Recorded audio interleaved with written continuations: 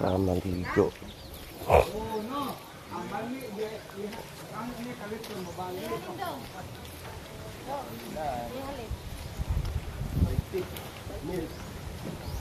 So,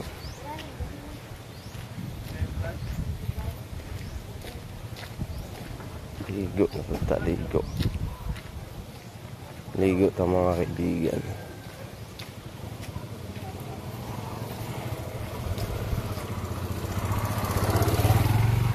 Dito tayo ngayon na pod.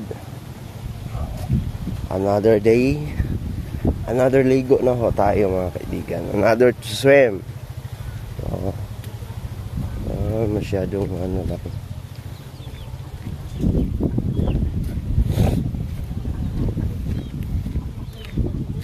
Kukunin ho natin yung bato andun sa gilidan. Makikita ho ninyo, di ba? Masyadong ano.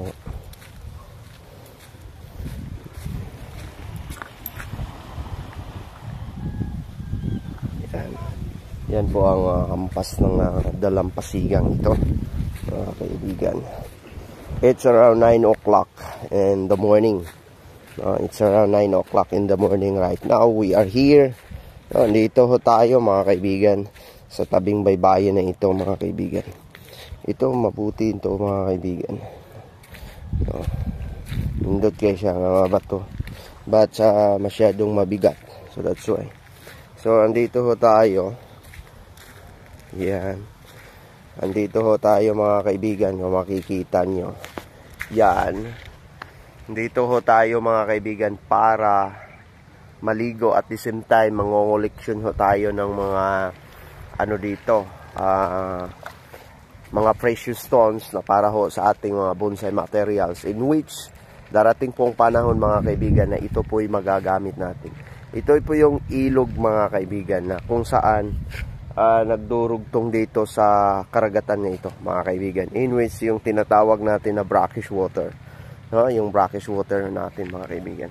So makikita ninyo ang dito ho, ang inyong lingkod ngayon, naglalakad-lakad tayo mga kaibigan. So papunta ho tayo doon sa ating kukoleksyonin na ano mga kaibigan, di ba? O makikita ho ninyo yan po mga kaibigan.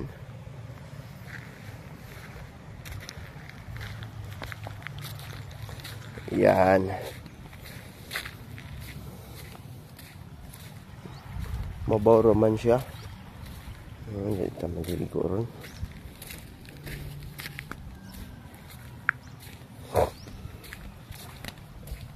Dito mga kaibigan, may ano dito.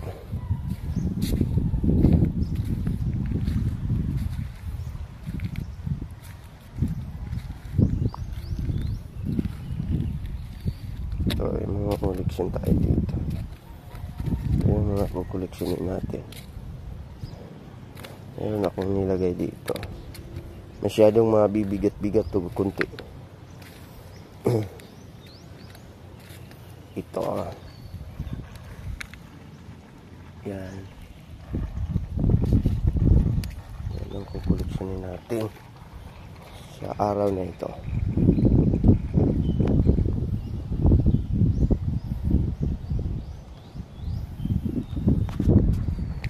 Yun yung mga kaibigan, yung makikita ninyo, yan, nandito ho tayo, di ba? So in which mga kaibigan, yung makikita ninyo, palagi na lang ako nangunguleksyon ng mga ganito.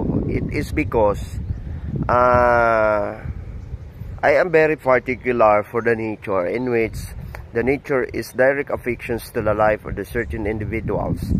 If you love nature, and then you love the creations of God. So if you love the creations of God, and then you know what is the lives is going on. So that's why you know what is the life is going on right now. So kailangan tayo to plant the different types of trees, fruit trees, and different kinds of plants. And we are here to unwind everything on here.